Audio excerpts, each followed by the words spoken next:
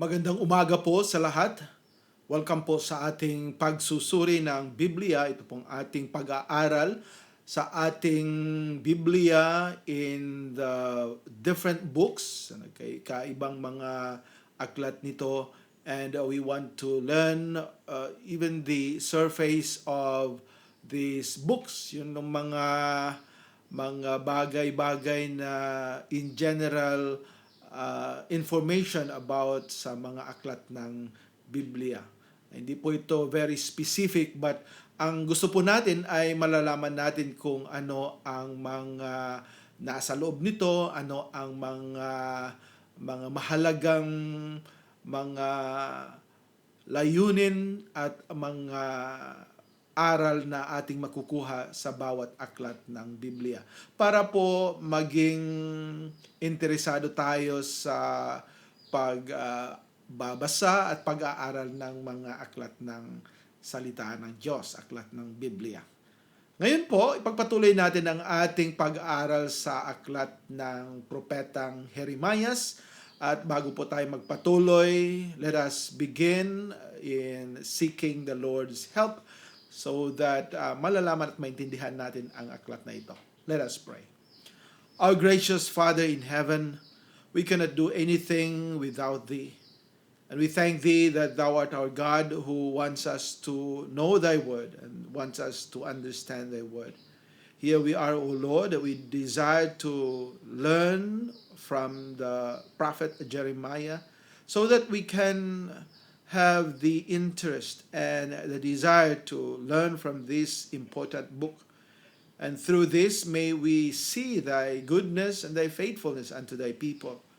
So be with us, Lord, and let Thy Holy Spirit be our guide. We pray, Lord, that You will speak to us, forgive us and cleanse us of all our sins, and make us worthy to be Thy recipients of Thy learnings, of the studies of this book. Help us, Lord, to benefit out of this and grant us blessings. We pray and we ask all this in Jesus' name. Amen. Atin pong ipagpatuloy ang ating pag-aaral ng Biblia, itong pagsusuri, at nandito na po tayo sa pangalawang bahagi ng aklat ng propeta Jeremias. At dito na tayo sa pang-apat na bahagi, pang-apat na parte. At dito ay yung nakita ni Jeremias ang harapin ng pagkawasak. Bago dito, ating nalalaman na isang pangyayari ang naganap, at ito po ang isang parang napaka mahalaga talaga sa aklat na ito, dahil itong unang sinulat ni Propeta Jeremias ay ginawang o sinira ni Jehoiakim. Yan ay makikita natin sa Kapitulo 36. Just before this chapter na ating pag-aralan ngayon, sa chapter 36, I don't know if I highlighted this, but this is one of the most important part of this book. Ito sa pinaka-importante dahil dito ang pagpapakita ng rebelyosong puso, yung paghihimagsik ng tao laban sa ating Diyos. At dito sa verse 21 to 26, basahin ko po sa inyo. Jeremias 36, Kapitulo 36, versikulo 21 hanggang 26, sinabi po dito, sa gayoy sinugo ng hari si Jehodi upang kunin ang balumbon, at kanyang kinuha sa silid ni Elisima na kalihim. At binasa ni Jehodi sa mga pakinig ng hari at sa mga pakinig ng lahat ng prinsipe ng katayo sa tabi ng hari. Ang hari nga ay nakaupo sa bahay na taginaw sa ikasiyam na buwan, at may apoy na apuyan na nagniningga sa harap niya. At nangyari nang mabasa ni Jehodi ang 3 o 4 na dahon na pinutol ng hari ng lanseta, at inihagi sa apoy na nasa apuyan, hanggang sa masupok ang buong balumbon sa apoy na nasa apuyan. So it was burned. Sinunog nila yung scroll, yung sinulat ni, or no roll, yung sinulat ni Baruch, yung parang sekretary ni Jeremias. At sila hindi nangatakot o hinapakman nila ang kanilang mga suot, maging ang hari o ang sinuman na sa kanyang mga lingkod na nakarinig sa lahat ng salitang ito. Bukod dito ay si Elnathan at si Delaias at si Gemarias ay namanik sa hari na huwag niyang sunugin ang balumbon, ngunit hindi niya dininig sila. At nag-utos ang hari kay Jeramiel na anak ng hari at kay Seraias na anak ni Azriel at kay Selemias na anak ni Abdiel upang hulihin si Baruk na kalihim at si Jeremias na propeta, ngunit ikinubli ng Panginoon. Sinunog ng Haring Jehoiakim ang mga sinulat ni Baruk. Ito ang salita ng Diyos. At kung tingnan natin parang, nawala na yung salita ng Diyos, sinunog na eh. Paano nila ibalik? Paano nila isulat muli? Paano nagkaroon ng tinatawag natin ngayon na preservation, sinunog na yung sinulat at yung salita ng Diyos. Pero hindi yan mangyari na mawawala po ang salita ng Diyos. Alam natin na ito'y sinulat muli ng propeta o ni Baruk. Ito'y muling sinulat ni Baruk at sabi dito sa verse 27, nang magkagayo dumating ang salita ng Panginoon kay Jeremias pagkatapos na masunog ng hari ang balumbon at ang mga salita na sinulat ni Baruk na mula sa bibig ni Jeremias na nagsasabi, kumuha ka uli ng ibang balumbon at sulatan mo ng lahat ng dating salita na nasa unang balumbon. Ay ganun. Ang Diyos, alam niya kung ano yung kanyang salita at hindi niya malilimutan at may kapangyarihan siya na ibigay ulit yung kanyang salita doon kay Baruk para isulat niya. At ito'y sinabi nga sa kay Jeremias at sinulat nga ni Baruk. Sabi dito, ito'y sinunog nga ni Joachim na hari sa Huda at tungkol kay Joachim na hari sa Huda, iyong sasabihin, ganito ang sabi ng Panginoon, iyong sinunog ang balumbon na ito na iyong sinasabi, bakit mo isinulat doon na sinasabi, tunay ng hari sa Babylonia ay paparito at sisirain ang lupaing ito at papaglikatin dito ang tao at ang hayop. Kaya't ganito ang sabi ng Panginoon tungkol kay Joachim na hari sa Huda. Siya ay mawawala ng uupo sa luklukan ni David at ang kanyang bangkay sa araw ay mahahagi sa init at sa gabi ay sa hamog. At aking parurusahan siya at ang kanyang binhi at ang kanyang mga lingkod dahil sa kanilang kasamaan. At aking dadalhin sa kanila at sa mga nananahan sa Jerusalem at sa mga tao ng Huda ang buong kasamaan na aking sinalita laban sa kanila, ngunit hindi nila dininig. Nang magkagayoy kumuha si Jeremias ng ibang balumbon at ibinigay kay Baruk na kalihim na anak ni Nerias na sumulat doon ang mula sa bibig ni Jeremias ng lahat ng mga salita ng aklat na sinunog sa apoy ni Joachim na hari sa Huda at nagdagdag pa sa mga yaon ng maraming gayong salita. So hindi lang yung sinulat noon ni Baruk na kalihim ni Jeremias ang muling sinulat dito sa balumbon na ito, sa roll na ito, kundi may iba pang pinasulat yung Diyos para sa mga tao. At sinisigurado ng Panginoon na talaga yung mga hinuhula na ang mga taga-Babylonia ay darating talaga. At mangyayari sa kanilang sila'y maghihirap dahil sa ginawa ng kanilang haring Joachim sa salita ng Diyos. Ganon yung galit ng Panginoon kung ang tao ay maghihimagsik at lalong-lalo na sa kanyang salita. Ngayon patuloy natin yung tema at dito ay nakita na nga ni Jeremias dahil pinasulat ulit yung balumbon. Nakita niya yung haharapin na pagkawasak ng Jerusalem. At dito ay pinakita niya si Haring Zedekiah, dito makikita natin sa 37 at sabi dito sa salita ng Diyos, dito muna tayo sa verses 11 and 16, ito lang basahin natin, sabi dito, at nangyari na nang umurong sa Jerusalem ang hukbo ng mga Kaldeo, ito yung mga Babylonians, dahil sa takot sa hukbo ni Paraon. Lumabas nga si Jeremias sa Jerusalem upang pumasok sa lupain ng Benjamin upang tumanggap ng kanyang bahagi roon na gitna ng bayan. At nang siya'y nasa pintuang bayan ng Benjamin, isang kapitan ng bantay ay nandoon na ang pangalan ay Erias, na anak ni Selemias, na anak ni Hananias, at kanyang dinakip si Jeremias na propeta at sinabing, ikaw ay kumakampi sa mga Kaldeo.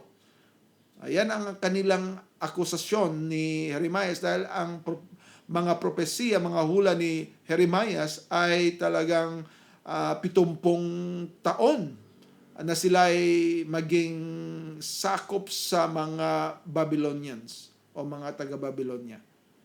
At akala nila ito si Jeremias ay kakampi ng mga taga-Babylonia. Nang magkagayon sinabi ni Jeremias, kasinungalingan. Hindi ako kumakampi sa mga Kaldeo. Ngunit, hindi niya dininig siya, sa gayoy dinakip ni Erias si Jeremias at dinala sa mga prinsipe. At ang mga prinsipe ay napuot kay Jeremias at sinaktan siya at isinilid sa bilangguan sa bahay ni Jonathan na kalihim sapagkat kanilang ginawang bilangguan yaon. Nang si Jeremias ay makapasok sa bilangguang nasa ilalim ng lupa at sa loob ng mga silid at nang mabilanggo si Jeremias doon na maraming araw. So, naging bilanggo siya dahil sa salita ng Diyos, dahil sa sinabi ng Panginoon. At ito ang mangyayari din sa mga anak ng Diyos, sa mga pastor na nagsasalita, na mamahagi ng salita ng Diyos. Darating din ang panahon na kung tayo'y maging faithful sa mga salita ng Diyos at ating sasabihin ang katotohanan galing sa kanyang salita, ay marami ang magagalit sa atin. Kaya yung ibang mga pastor at ibang mga evangelist ngayon ay ginawa nilang maging iba yung salita ng Diyos. They changed God's word to fit to the needs of the people, to fit to what the people wants. Kaya darating ang panahon, sabi ni Apostol Pablo, na yung mga tao ay maghahanap ng mga pastor at mga preachers na yung preaching nila ay yung makakaano sa kanilang tainga. That will tickle their ears. But if you preach God's word, magagalit talaga ang tao. Medyo mahirap, no? Yung bang nagpi-preach ka tapos galit yung tao na sa harap mo. Pero ganun ang mangyayari. Dahil kung ikay magsasabi ng katotohanan, lalong-lalo na ngayon ang mga tao ay ayaw maniwala sa katotohanan. Ngayon, dito sa susunod na bahagi, ay si Jeremias ay iniligtas. Mabuti nga meron isang tao na sinugo dito ng Panginoon. Ang kanyang pangalan ay si Ebed-Melech, na dinala si Jeremias, kinuha si Jeremias mula sa hukay, mula sa dungeon. Kasi nilagay siya doon sa parang isang bilangguang nasa ilalim ng lupa. Yan ang dungeon. So dito sa verses 1 and 2, sinabi dito sa chapter 38, 7 to 13, sabi dito sa salita ng Diyos, nang marinig nga ni Ebed-Melech na taga-Ethiopia na bating nasa bahay ng hari, na kanilang isinilid si Jeremias sa hukay, na ang hari nooy nakaupo sa pintuang bayan ng Benjamin. Si Ebed-Melech ay lumabas sa bahay ng hari at nagsalita sa hari na nagsasabi, Panginoon ko na hari, ang mga lalaking ito ay nagsisigawan ng kasamaan sa lahat ng kanilang ginawa kay Jeremias na propeta, na kanilang isinilid sa hukay at siya ay mamamatay sa dakong kanyang kinaruruunan dahil sa kagutom, sapagat wala ng tinapay sa bayan. Nang magkagayon nag-utos ang hari kay Ebed-Melech na taga-Ethiopia na nagsasabi, magsama ka mula rito ng 30 lalaki at isampa mo si Jeremias na propeta mula sa hukay bago siya mamatay. Sa gayoy nagsama ng mga lalaki si Ebed-Melech at pumasok sa bahay ng hari sa ilalim ng silid ng kayamanan at kumuha mula roon ng mga basahan at mga lumang damit at kanilang ibiniba sa pamamagitan ng mga lubid sa hukay kay Jeremias. At sinabi ni Ebed-Melech na taga-Ethiopia kay Jeremias, ilagay mo ngayon ang mga basang ito at mga lumang damit sa inyong mga kilikili sa ibabaw ng mga lubid, at ginawang gayon ni Jeremias. At sa gayoy isinampa nila si Jeremias ng mga lubid at itinaas siya mula sa hukay at si Jeremias ay naiwan sa looban ng bantay. So they saved Jeremiah from the dungeon, ngunit patuloy pa rin siyang naging isang bilanggo doon sa parang court. Ngunit mas mabuti na yon kaysa doon sa dungeon.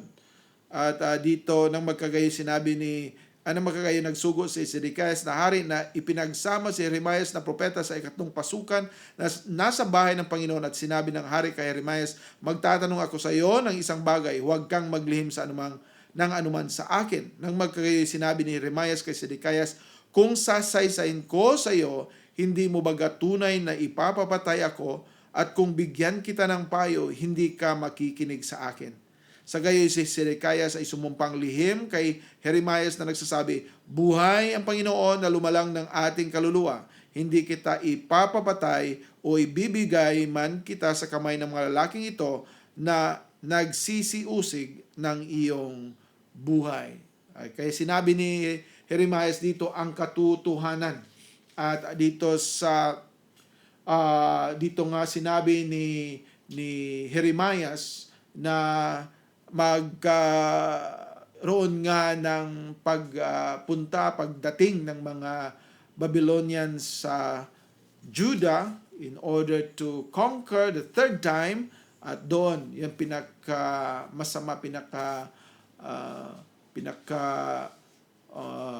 mahirap na panahon ng mga Israelita. Ito ngang kinonsider nila na the saddest part of Israel's history, itong destruction ng Judah by the Babylonians. Ngayon dito sa next na chapter sa 39 ay pinakita ni Jeremias ang pagbagsak ng Jerusalem. Ito yung fall of Jerusalem. At dito sa verses 1 and 2, sinabi niya, at nangyari ng masakop ang Jerusalem ng ikasiyam na taon ni Sedekias na hari ng Sahuda, sa ikasampung buwan, dumating si Nabucodonosor na hari ng Babylonia, Nebuchadnezzar. At ang kanyang buong hukbo laban sa Jerusalem at kinubkob ng ika-11 taon ni Sedekias ng ika-4 na buwan ng ikasiyam na araw ng buwan, isang sira ay nagawa sa bayan. At dito, hindi lang sinira dito sa verses 4, at nangyari na nang makita sila ni Sedekias na hari sa Huda at ng lahat ng lalaking magdidigma ay nagsitakas. Itong mga hari. Nagsitakas nga sila at nagsilabas ng bayan sa bayan ng kinagabihan sa daan ng halamanan ng hari sa pintuang bayan sa pagitan ng dalawang kuta, at siya'y lumabas sa daan ng Araba. Ngunit, hinabol sila ng hukbo ng mga Kaldeo at inabot si Sedekias sa mga kapatagan ng Jericho, at nang kanilang mahuli siya, isinampa nila siya kay Nabucodonosor na hari sa Babylonia, sa Ribla, sa lupain ng Hamath, at kanyang nilapatan siya ng kahatulan. Nang magkagayoy pinatay ng hari sa Babylonia ang mga anak ni Sedekias sa Ribla sa harap ng kanyang mga mata. Sakit, no? Pinatay sa harap ng kanyang mga mata ang kanyang mga anak. Pinatay rin ng hari sa Babylonia ang lahat na mahal na tao sa Huda. Bukod dito ay kanyang binulag ang mga mata ni Sedekias at inilagay siya sa pangawan upang dalhin siya sa Babylonia. Ito nangyari sa kanila. Hindi sila naniniwala. Ginawa nilang sinungaling si Jeremias dahil nga sa mga sinasabi. Ngayon, kung ikay magsasabi ng katotohanan, babalik na si Panginoong Jesucristo, ikay magsasabi na ang mga taong hindi maniniwala ay papuntang impyerno, ay sila ay papuntan ng lugar ng parusa, ng walang hanggang parusa doon sa eternal lake of fire, ay magagalit yung tao. Sasabihin ka, bakit mo sinabi yan? Ano bang matutuo ba yan? O ano bang basis bakit natin sasabihin yon? You be called judgmental. You be called a person who condemns people. Pero yan naman ang sinasabi ng salita ng Diyos. If you will be faithful in proclaiming God's word, people will be against you. And that's what happened during the time of Jeremiah. And then, dito sa 11 to 14, ang kasi si Sedekias ay naghihirap, naging bulag siya. Pero dito sa 11 to 14, makikita natin that God was so kind, merciful to Jeremiah because dito, si Nabucodonosor nga na hari sa Babylonia, nagbilin kay Nabuzaradan na kapitan ng bantay ng tungkol kay Jeremiah na sinasabi, kunin mo siya at ingatan mo siyang mabuti at huwag mo siyang saktan, kundi gawin mo sa kanyang sasabihin sa iyo. Sa gayon nagsugo si Nabuzaradan na kapitan ng bantay na si Nabuzazban, si Rabsaris at si Nergal-Sarizer, si Rabmag at lahat ng punong opisyal ng hari sa Babylonia. Sila ay nangasugo at kinuha si Jeremiah sa looban ng bantay at kanilang ipinagbilin siya kay Gedalias na anak ni Ahikam na anak ni Shaphan na kanyang iwi siya. Sa gayoy tumahan siya sa gitna ng bayan. At dito, pinakita ng Panginoon kung paano niya kanyang pinoprotektahan ang mga tao na kanyang mga sinugo, ang kanyang mga propeta, ang kanyang mga anak. Now, dito sa next na chapter, ay makikita natin yung pagbagsak ng Huda at ito'y tungkol din kay Gedalias. Sino si Gedalias? Sabi dito, si Gedalias ay dito sa verses 7 and 12, nang mabalitaan nga ng lahat ng kapitan sa mga kawal na nga sa mga parang sa makatwid bagay nila at ng kanilang mga lalaki na ginawang tagapamahala ng hari sa Babylonia, si Gedalias. So, ginawa siyang tagapamahala, the governor. Ginawa siyang governor of the land of Judah, but he was appointed by the Babylonians. So, ngayon, galit yung mga tao sa kanya dahil akala ng mga tao he was a puppet of the Babylonians. Kaya dito, at pinagbilin sa kanya mga lalaki at ang mga babae at mga bata at mga pinakadukha sa lupain, yung hindi nangadalang bihag sa Babylonia. So, yung lahat ng mga naiwan, ang ginawang governor doon ay itong si Gedalias. Nagsiparoon nga sila kay Gedalias sa Mizpah, sa makatuwid bagay si Ismael na anak ni Netanias, at si Johanan at si Jonathan na mga anak ni Karia, at si Sarayas na anak ni Tanhumeth, at ang mga anak ni Ephni na Nitopatita, at si Zanzanias na anak ng Makatita. Sila ang kanilang mga lalaki. Ngunit, dahil sa galit nila, dito po sa chapter 41, verses 1 to 10, pinatay po si Gedaliah. Ito yung mga klaseng mga tao na ayaw nila talaga sa anong gusto ng Panginoon. They were trying to oppose everything that God wants for them. And even Gedaliah was appointed by the Babylonians. They also killed him. Nangyari nga ng ikapitong buwan, chapter 41, verse 1, na si Ismael na anak ni Netanias, na anak ni Elisima na lahing hari at isa sa mga punong opisyal ng hari, at 10 lalaki na kasama niya ay nagsiparoong kay Gedalias na anak ni Ahikam sa Mizpah, at do'y magkasama silang nagsikay ng tinapay sa Mizpah. Nang magkakayo'y tumindig si Ismael na anak ni Netanias at ang 10 lalaki na kasama niya, at sinugatan ng tabak si Gedalias na anak ni Ahikam na anak ni Shaphan, at pinatay siya na ginawang tagapamahala sa lupain ng hari sa Babylonia. Lahat ng gusto ng Panginoon. Ang gusto ng Panginoon na sila ay maging under sa Babylonia, dahil nga for 70 years, God will show and chastise them, discipline them, punish them for their idolatry. And they don't want to be discipline. Yan ang gusto ng mga tao. Ayaw magpadisiplina. Ayaw pagsabihan ng ano ang katotohanan. Kaya dito, kanilang pinatay si Gedaliah na sana siya yung ina-appoint ng Babylonia over the people of Judah.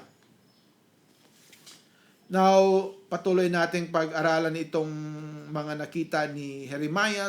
Dito sa chapter 42, dito ay gustong pupunta ang mga tao sa Ehipto. Tinanong nga si si Jeremias dito kung siya ba'y sasama sa Ehipto. Dito sa 7 to 18. Hindi natin babasahin lahat dahil hindi tayo matatapos nito kung lahat babasahin natin. 7 to 18, basahin natin dito. Sabi sa 42. Sabi ng salita ng Diyos. Kapitulo 42 at versikulo 7. At nangyari pagkatapos ng 10 araw na ang salita ng Panginoon ay dumating kay Jeremias. Nang magkagayoy tinawag niya si Johanan na anak ni Karia at ang lahat ng kapitan sa mga kawal na kasama niya at ang buong bayan mula sa kaliit-liitang hanggang sa kadaki-dakilaan. At sinabi niya sa kanila, ganito ang sabi ng Panginoon ng Diyos ng Israel na inyong pinagsuguan sa akin upang iharap ang inyong pamanhik sa harap niya. Kung kayo'y magsisitahan pa sa lupain ito, akin niyang itatayo kayo. So God told them, you have to abide in this land. You have to stay. Dito lang kayo. At itatayo ko kayo. I will establish, I will build you up. At hindi ko kayo itutulak. At itatatag kayo at hindi ko kayo paaalisin sapagkat aking pinagsisihan ang kasamaang nagawa ko sa inyo. This is not to say that God was wrong, ngunit he had pity. Meron siyang compassion, mercy. Sa nakita niya sa kanyang mga tao, sa kanyang bayan, na naghihirap at maraming namamatay dahil sa kanilang mga kasalanan. At sabi dito, sa verse 11, huwag kayong mga takot sa hari sa Babylonia na inyong kinatatakutan, huwag kayong mga takot sa kanya, sabi ng Panginoon, sapagkat ako'y sumasa inyo upang iligtas ko kayo at alisin kayo sa kanyang kamay. At pagpapakitaan ko kayo ng kaawaan upang kaawaan niya kayo at upang pabalikin kayo sa inyong sariling lupain.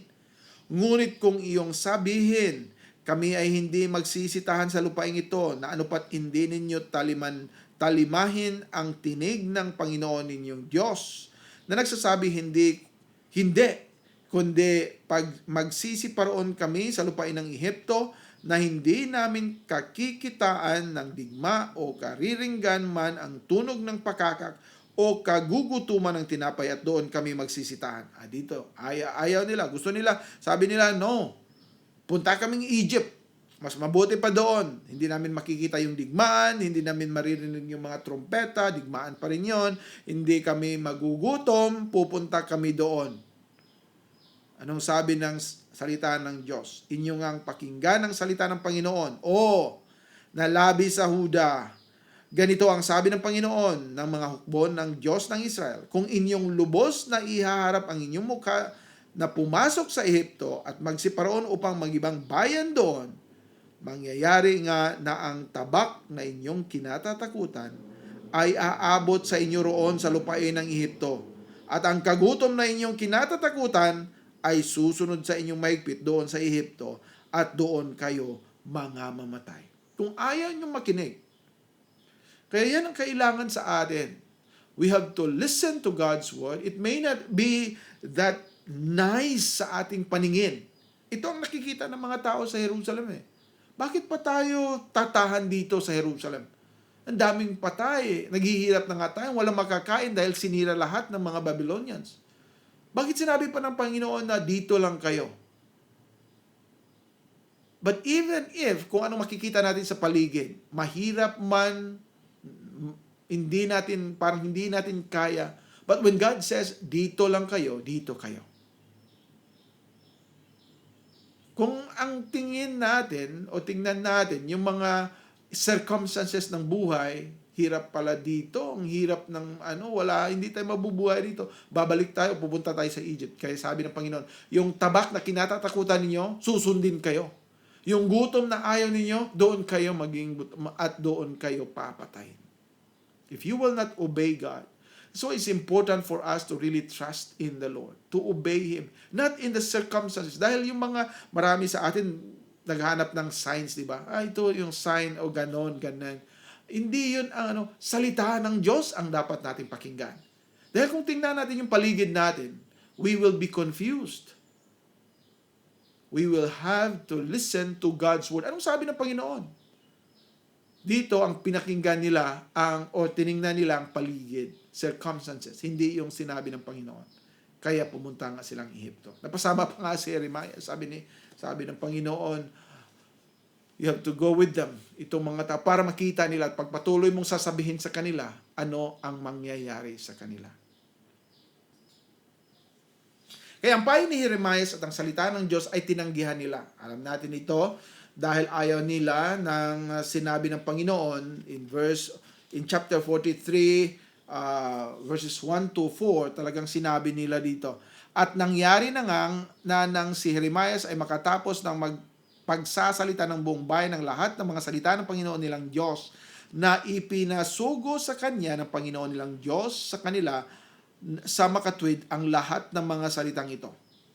Nagsalita nga kay Jeremiah si Azarias na anak ni Osias at si Johanan na anak ni Sakaria at ang lahat na palalong lalaki na nangagsasabi, ikaw ay nagsasalita ng kasinungalingan. Sinabi pa nilang si Jeremiah ang sinungaling.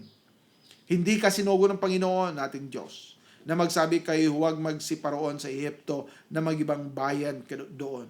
Kundi hinikayat ka ni Baruch na anak ni Nerias laban sa amin upang ibigay kami sa kamay ng mga Kaldeo upang maipapatay nila kami at mga dala kaming bihag sa Babylonia. Ayaw nilang susunod sa Panginoon. Gusto ng Panginoon, pupunta kayong Babylonia dahil doon I will take care of you. And those who went there, at the beginning, naghihirap nga sila. Yung mga taong sumasama kay Ezekiel, yung batch ni Ezekiel, naghihirap sila dahil they were very rebellious. Hard-headed. Tigas yung ulo. Yung third batch, they were poor people, so they strived to stay there. Yung iba nga, naiwan dito, ay nang maniwala. Pero yung sumama, they prospered. They prospered. Kaya nga yung ibang mga Hudyo nung panahon ng mga Medo-Persians, katulad ng mga sa time ni Esther, they were already in a position or in a status na they were good in the business, in the economic life. Kaya nangyaring nagalitan naman yung mga tao doon, lalong-lalo ng mga Medo-Persians sa kanila. And one of that was Haman. So we see how God really fulfilled His promise. Ang problema, yung tao ayaw maniwala dahil they base their decision sa mga bagay-bagay sa paligid. Sa mga nakikita nila. They don't walk by faith, they walk by sight. Yan. So, maraming mga bagay nangyari sa kanila dito. Yun ngang sa chapter 44, 24 to 30, dito yung punishment nila. Dahil ayaw nila. Bukod dito ay sinabi ni Jeremiah sa buong bayan at sa lahat ng mga babae, inyong pakinggan ang salita ng Panginoon, buong Huda na nasa lupain ng Ehipto. Dahil pumunta silang Ehipto yung mga naiwan. Ganito ang sabi ng Panginoon ng mga hukbo ng Diyos ng Israel na nagsasabi, kayo at ang inyong mga asawa ay kapwa ng salita ng inyong mga bibig at ginanap ng inyong mga kamay na nagsasabi, tunay na aming tutuparin ang aming mga panata na aming ipinanata na magsunog ng kamangyan sa reyna ng langit at ipagbuhos ng mga inuming handog siya, inyong ang isagawa ang inyong mga panata at inyong tuparin ang inyong mga panata. Kaya't inyong pakinggan ang salita ng Panginoon, buong Huda, na tumatahan sa lupain ng Ehipto. Narito, ako'y sumumpa ng aking dakilang pangalan, sabi ng Panginoon, na ng aking pangalan ay hindi mababanggit sa bibig ng sino man sa Huda sa buong lupain ng Ehipto na sabihin, buhay ang Panginoong Diyos. Narito, aking binabantayan sila sa ikasasama at hindi sa ikabubuti at lahat ng tao ng Huda na nangasa lupain ng Ehipto ay mga lilipol sa pamamagitan ng tabak at ng kagutom hanggang sa umabot sila sa kawakasan. At ang mga makatatanan sa tabak ay mga babalik sa lupain ng Huda na mula sa lupain ng Ehipto na kaunti sa bilang, at ang buong nalabi sa Huda na pumasok sa lupain ng Ehipto na nangibang bayan doon ay makakaalam kung kaninong salita ang mananayo, kung akin o kanila.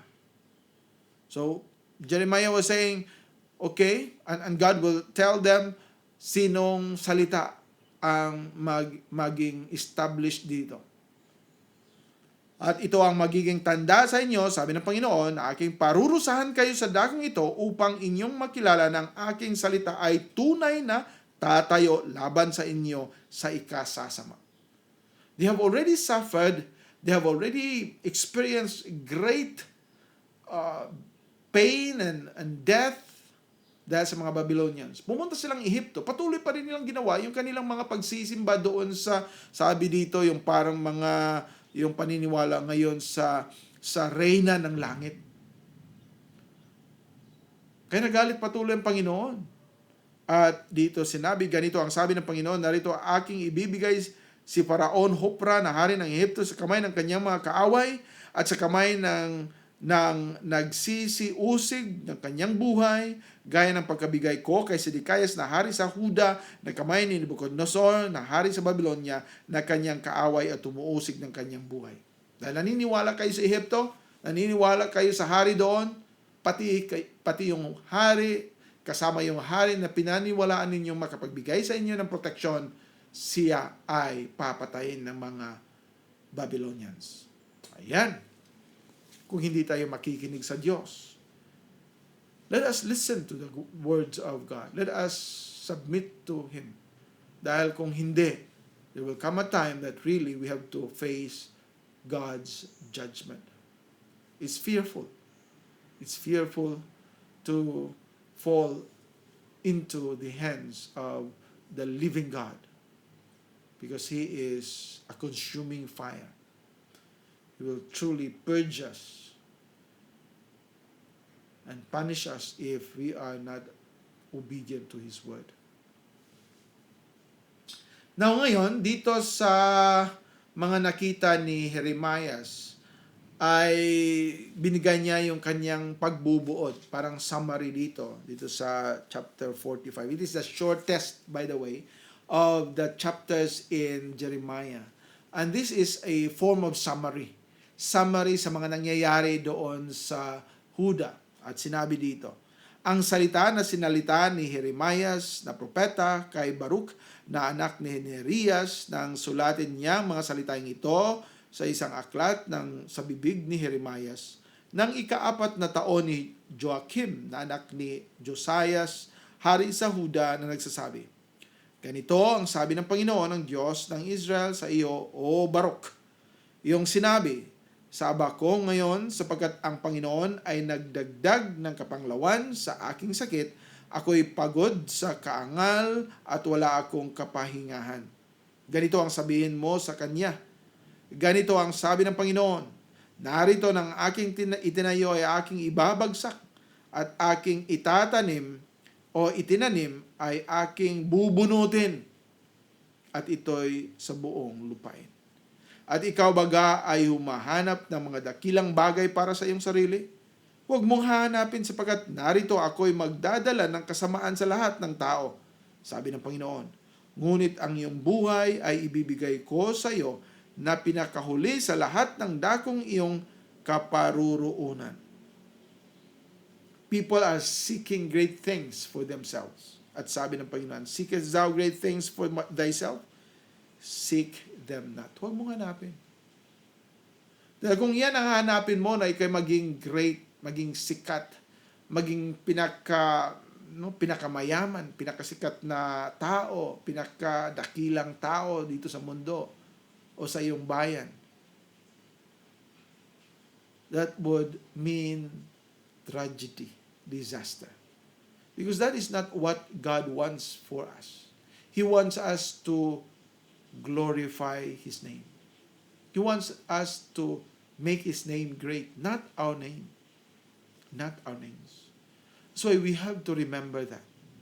Dahil madali tayong ma-deceive sa sarili natin. Minsan akala natin we are so humble, we are so meek, we're trying to put a kind of very humble attitude.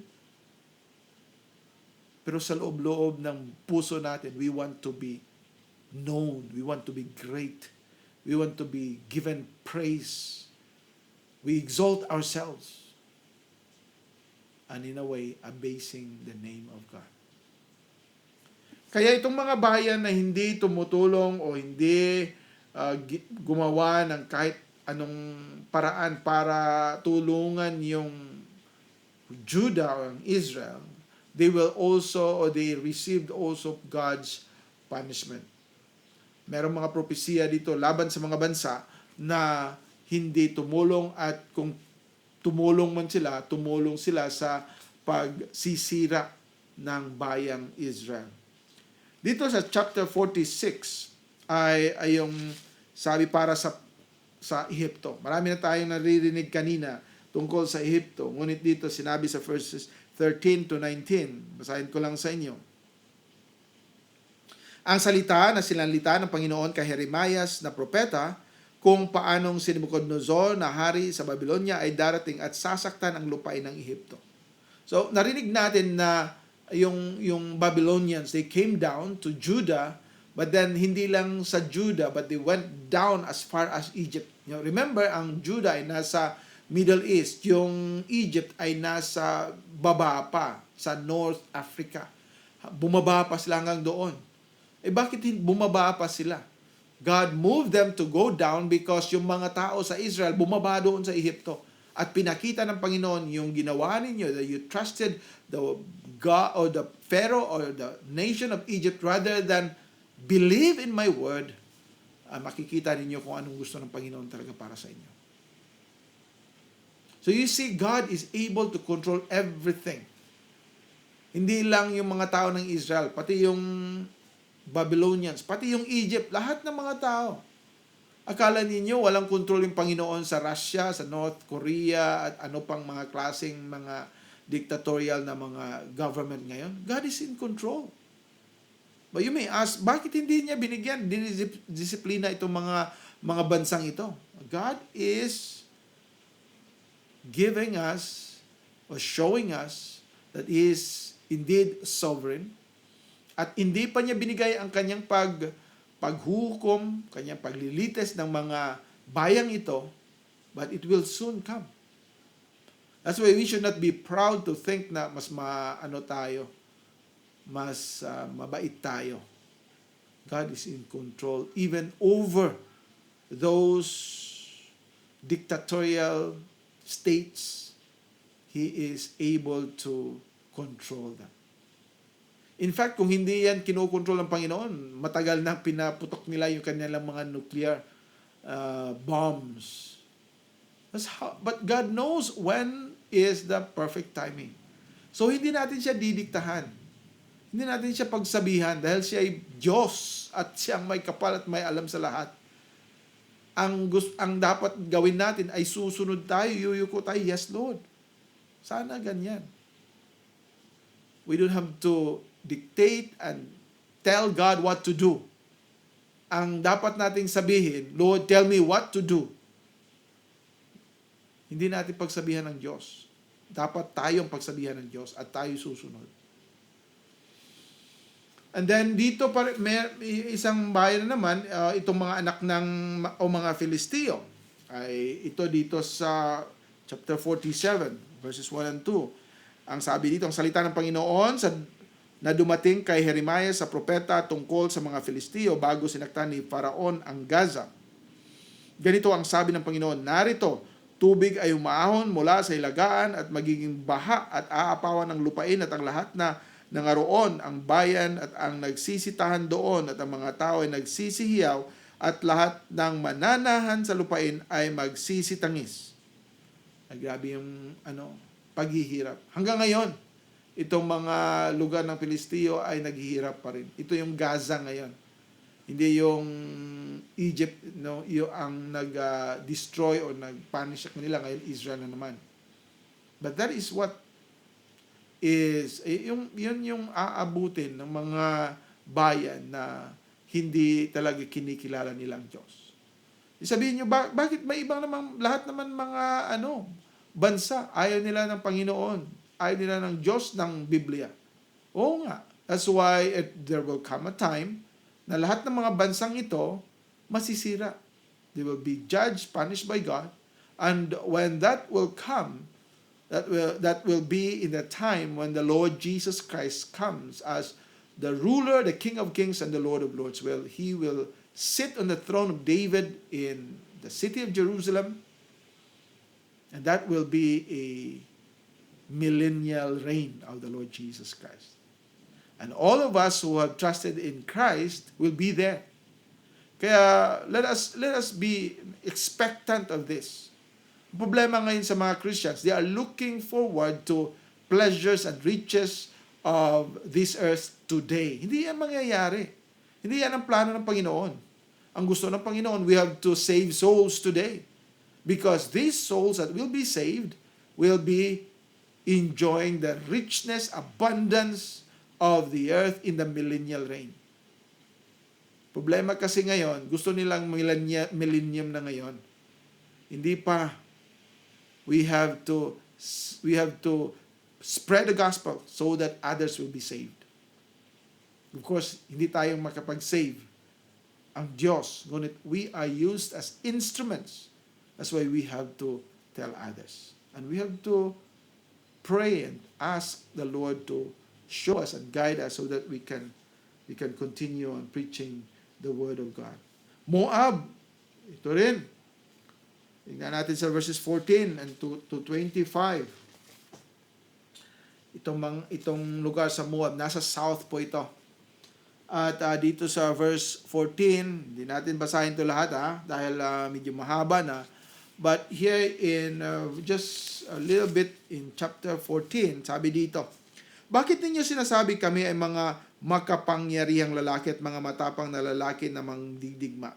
Ang Moab ay nalalagay na sira at ang kanyang mga bayan ay mga sinampa at ang kanyang mga piling binata ay nagsibaba sa patayan. Sabi ng hari ng pangalan ay Panginoon ng mga hukbo. Ang kasakunan ng Moab ay malapit ng darating at ang kanyang pagdadalamhati ay nagmamadali. Kayong lahat na nangasa palibot niya, panaghuyan ninyo siya at ninyong lahat na nangagkakakilala ng kanyang pangalan, inyong sabihin, bakit ang matibay na tukod ay nabali ang magandang tungkod? O ikaw na anak na babae na tumatahan sa Dibon, bumaba ka na mula sa iyong kaluwalhatian at umupo kang uhaw, sapagkat ang manglilipol ng Moab ay sumampal laban sa iyo, kanyang giniba ang iyong mga katibayan. Ayan ang gagawin ng Panginoon Diyos sa Moab. Marami pang mga sinasabi diyan. Hindi tayo magtatagal diyan dahil marapit na yung oras. Dito na naman sa yung mga anak ni Ammon, nasa chapter 49 verses 1 to 6. Tungkol sa mga anak ni Ammon, ganito ang sabi ng Panginoon. Wala bagang mga anak ang Israel? Wala ba siyang tagapagmana? Bakit nga minamana ni Malkam ang Gad at tumatahan ang kanyang bayan sa mga bayang niyaon? Yung mga iniiwanan kasi ng mga taga-Israel dahil nga nilusob sila ng Babylonia, ay kinuha ng ibang bayan, mga bansa. Kaya kinuha ng ibang mata. Isa na dito yung mga anak ni Ammon. Ito yung Jordan ngayon. Diba? Yung Jordan noon is part of the tribes of 2.5 tribes of Israel. Binigay yun ng Panginoon sa kanila, binigay ni Moses sa kanila. Ngunit nung bumaba ang mga Babylonians, of course, pati yung mga bayan doon sa kabila ng Jordan ay naapektuhan din, hindi lang syudad ng Jerusalem, ay kinuha ng mga tao doon, malapit doon, yung mga anak ni Ammon.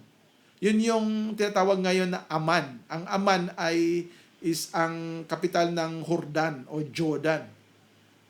Yan yung nasa kabila ng Jordan River. At hindi na yan parte ngayon ng Israel.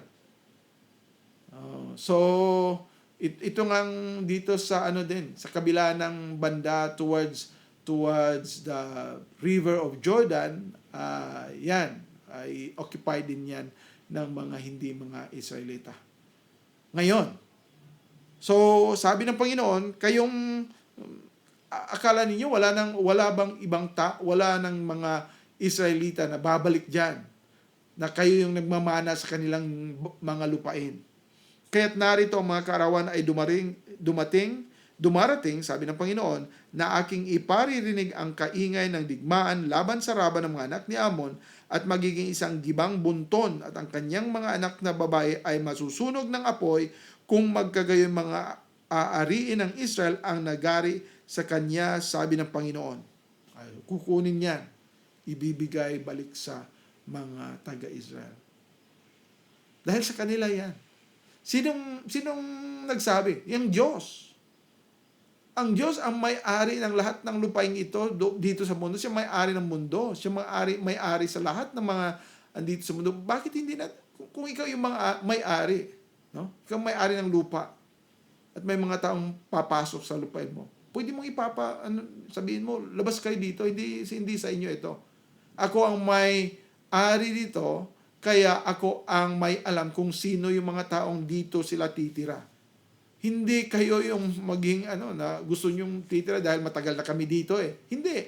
Yung may-ari ng lupa. At ang Diyos ang may-ari ng lupa na yan. Pati na kahit nitong lupa ng kung saang bayan tayo, bansa tayo, they are all of God. That's why we cannot really say it's ours. God owns everything. So what God gives, what God provides, what God spares, yan ang dapat. At hindi lang sa mga anak ni Amon, diyan din sa Edom. Diyan sa Edom. Diyan sa Edom, sa chapter 49 pa rin. Diyan sa chapter 49 verses 7 and 8, sabi dito, tungkol sa Edom, itong mga Edomites, yung Edom ay yung mga anak ni Esau. Si Esau ay kapatid ni Jacob. So, kung tingnan natin, sila yung mga pinsan ng mga Israelita. No, mga pinsan. Tungkol sa Edom, ganito nga sabi ng Panginoon ng mga hukbo, wala na baga ang karunungan sa Teman, nawala baga ang payo sa mabait, nawala baga ang kanilang karunungan. Magsitakas kayo, magsibalik kayo, kayo'y magsisitahan sa kalaliman o mga nananahan sa didan, sapagkat aking dadalhin ang kapahamakan ng Esau sa kanya sa panahon na aking dadalawin siya. Yan ang sabi ng Panginoon. Dadalawin niya ang mga anak ni Esau. Si Esau, kapatid ni Jacob, so mga anak nito, mga pinsan nila, ngunit nung naghirap yung kanilang mga pinsan, hindi sila tumutulong at lalo pa nilang pinahirapan ng kanilang mga pinsan. Ngayon, gusto nilang kunin yung lupa, sabi ng Panginoon, hindi yan sa inyo. Maghanda kayo. Ako'y babalik. O sila'y babalik. At meron din ang Damasco. Ito yung last na bansa na ating makikita yung mga hula ng Panginoon kung ano ang mangyayari sa kanila. Dito sa 23 to 27, Damasco. Basahin ko po sa inyo. Tungkol sa Damasco, ang Hamath ay napahiya at ang Arpad, sapagkat sila'y nangakarinig ng mga masamang balita, sila'y nangalulupaypay, may kapanglawan sa dagat, hindi maaring tumahimik. Ang Damasco ay humihina, siya'y tumatalikod upang tumakas, at panginginig ay humahawak sa kanya. Kalungkutan at mga kapanglawan ay sumapit sa kanya nga gaya sa babae sa pagdaramdam. Ano't hindi pinabayaan ng bayan na kapurihan, ang bayan na aking kagalakan, kahit ang kanyang mga binata ay mga bubuwal sa kanyang mga lansangan, at lahat ng lalaki na mangdidigma ay mga dadala sa katahimikan sa araw na iyon, sabi ng Panginoon ng mga hukbo. At ako'y magsusulsol ng apoy sa kuta ng Damasco, at pupugnawin niya ng mga palasyo ni Ben-Hadad. Sabi dito, I will consume, sabi dito, pupugnawin. I will consume the palaces. And this is God's judgment upon Damascus because they also, sabi ng Panginoon dito, they also contributed to the sufferings ng mga naging paghihirap ng mga Israelita. Sila yung mga kapitbahay eh.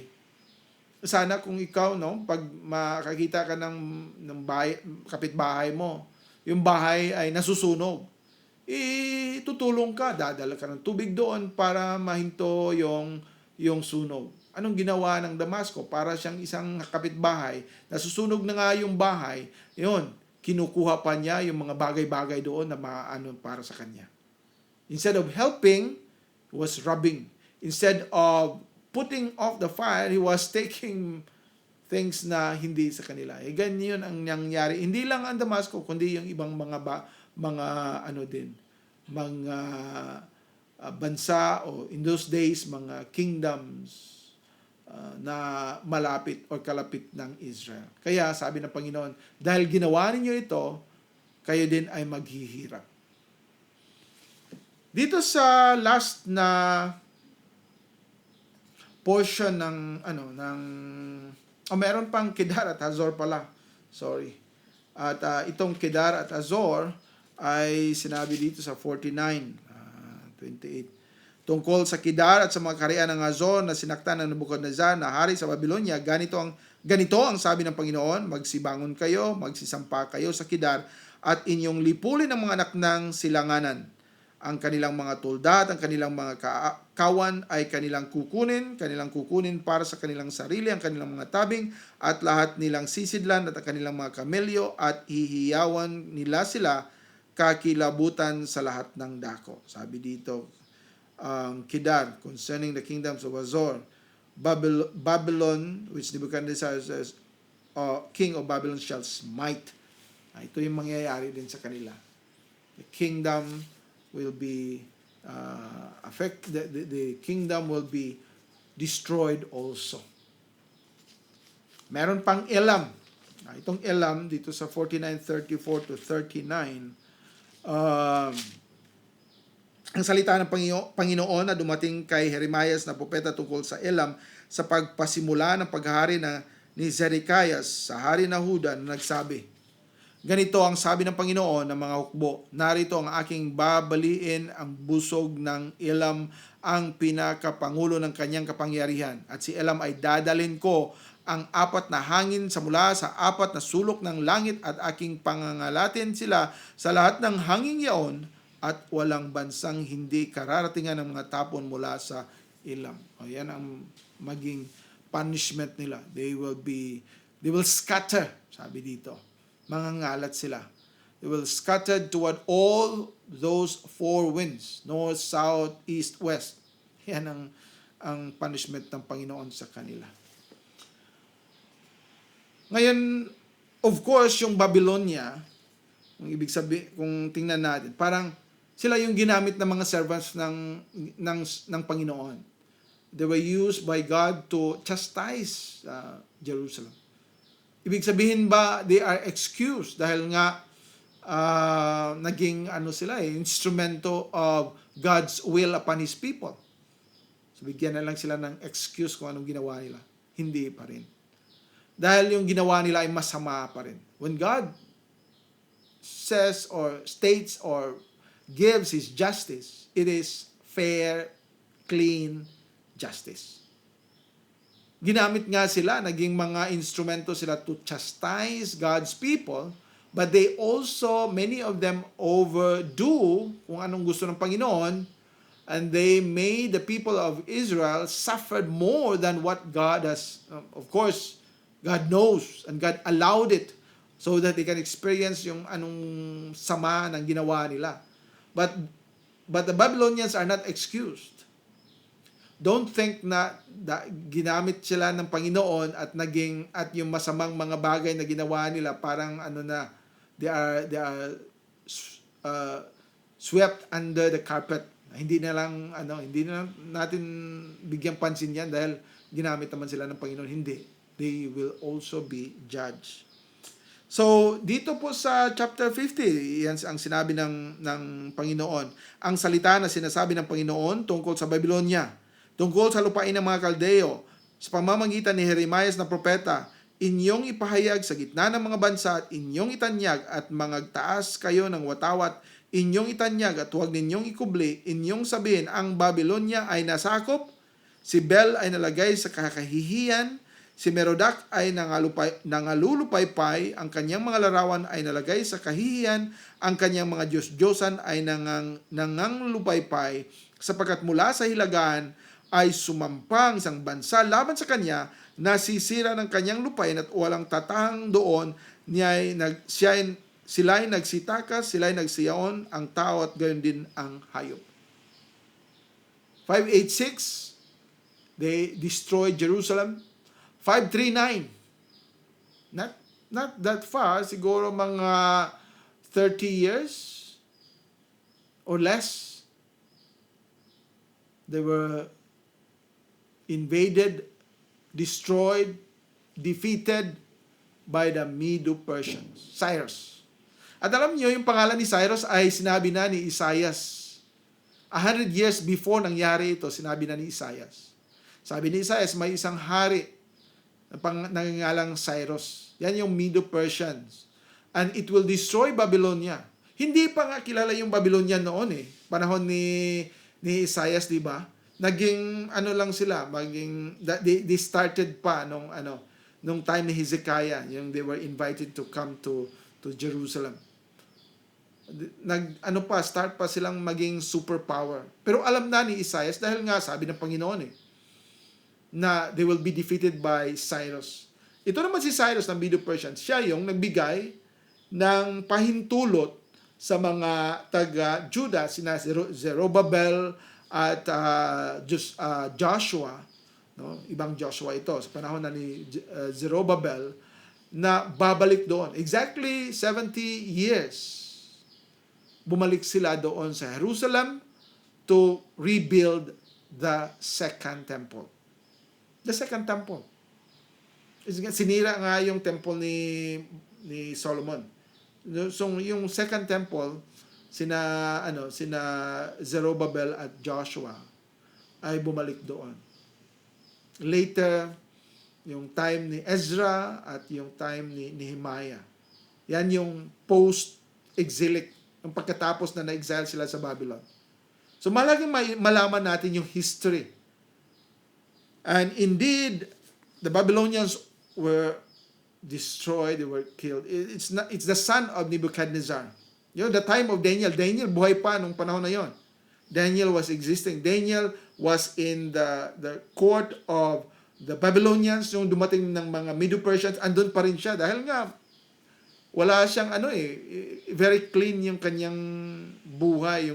Hindi naman na he was perfect, but he was faithful to God, and God preserved him, that even when there was a new ruler, a new kingdom, andun pa rin siya. And he was even favored by them, Darius. Kaya nga, on the 69th year ng propesya ni Jeremiah, naniniwala si Daniel. Sabi niya, sinabi ng propeta Jeremiah, 70th year, babalik kami doon. So 69th, he prayed to God. He asked for forgiveness and he was expecting, next year, Lord, babalik kami in Jerusalem. Ganyan yung paniniwala nila sa salita ng Diyos. Hindi sila nagdududa. When God says 70, they know it will be 70. And today, when God says Jesus will return, we have to believe that He will return. Bakit ba hindi tayo naniniwala of the pre-millennial coming of the Lord Jesus Christ? That He will rapture, no? Yung iba ay magdududa pa, talaga bang totoo yung rapture? Ay, sinabi ng Biblia It can be impossible when we imagine, paano kaya yung driver ay Christian, bigla na mawala, ay accidente, yung pilot ay Christian, bigla na siyang i-rapture, ay yung eroplano. Hindi natin alam kung ano talagang mangyayari, but one thing that we know is that all believers will be raptured. So we have to believe. There's no problem in believing. The problem is when we try to imagine other things apart from what God says. Dahil inquisitive tayo eh. We want to be parang intellectual yung dating sa atin dahil paano kung ganon? Kung nag-worry ka and you want to stay here on earth, you just recant. Sabihin mo, hindi ka naniniwala ng Panginoon. Nandito ka, maiiwan ka, makikita mo kung ano talaga. Pero kung ikay Christian and you will be raptured, you will not see and witness it because you will be in heaven. In just a little time, just a twinkling of an eye. So, dito naman, ano naman tayo ng oras. Ito yung isa sa portrayal. Hindi natin alam kung talaga ba itong isang katotohanang illustration, but it could be like this, that the whole city of Jerusalem was burnt. And ito yung sinasabing pangwakas, ang pagbagsak ng Jerusalem. Diyan sa chapter 52 ay makikita natin yung parang summary ni Jeremiah sa nangyari sa Jerusalem. At sinabi nga dito sa salita ng Diyos na dito sa last chapter kung ano ang nangyayari. So, please read this and you will learn and yung sufferings ng mga tao, makita natin they really suffered so much. So let us come to prayer. Our Father in heaven, we thank Thee, Lord, for reminding us of Thy word and how Thou art our God who is faithful to Thy promises. We pray na sana kami, Panginoon, ay maniniwala talaga sa mga sinusulat mo. Hindi na namin titingnan yung mga bagay na wala diyan sa Biblia at kung ano mang mangyari doon. Not that we are not caring, but we care much of what you want from us and what we can do for you and what you will do for us rather than the things of this world. So help us, O Lord, and bless us. Forgive us, O God, of all our doubts, questions, and compromises, that we may focus only on Thy word and Thy will. We pray and ask all this in Jesus' name. Amen. Maraming salamat po.